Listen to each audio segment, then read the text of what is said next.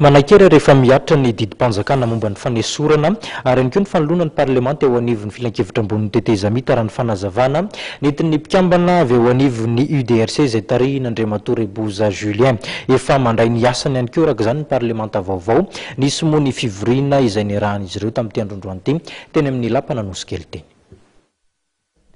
Nanomboka nandray ny asany androany ny parlemantera avy amin'ny Udr C izay vao nitendrena ny herinandro lasa teo.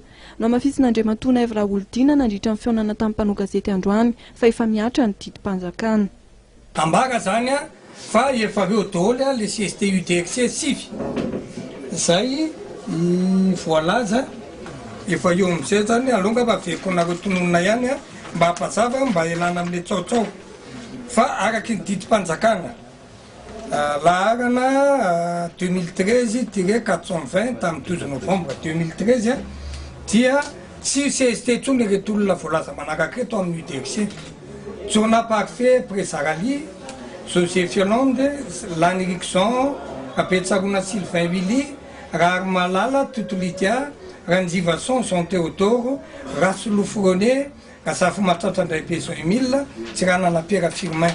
Nasolana azy ireo dia ireto araky ny décret 2013-421 tamin'ny 12 juin 2013. Andrea Njanaka Rémy Vincent, Andrea Tahir Lalo Jacques Jona, Andrea Matou Bernard, Francel Marotsa, Ratsohita Tsitendrea, Rakotomanga Erika, Andrea Nasolo Ifrahim, Rasoa Miarana Christella, Ratofisonga Parany Andrea Nasolo. Izy ireo zany efa nandray ny asa nanomboka izao. Ny Udr C dia nanova mpikambana ao anaty vondrona parlemantera eo anivon'ny CST. Taorian'ny fivorian'ny mpikambana Udr C 17 dia voatendry ho filoha amin'ny vondrona parlemantera Andriamatoa Andrianasolo Efraim, mijanona filoha lefitra Andriamatoa Evra Oldin.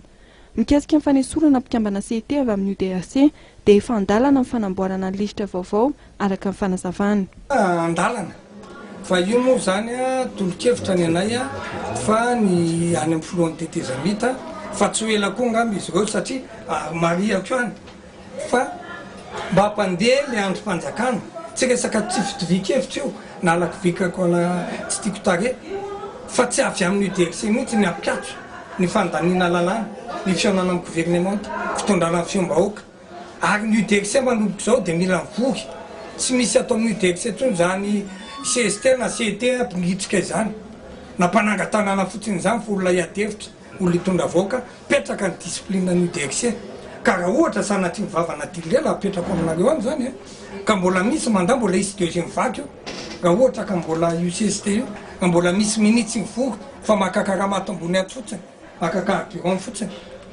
fa mipetraka ny anay zay tondra fanovana. Araka ny feo mandeha dia mpikambana CT manodidina ny 50 avy amin'ny Udr C sy TGV ary ny anjara isan'ny filohan'ny tetezamita no esorina ary hosoloina ary amin'ny herinandro ity no hivoaka ny lisitra izy ireo.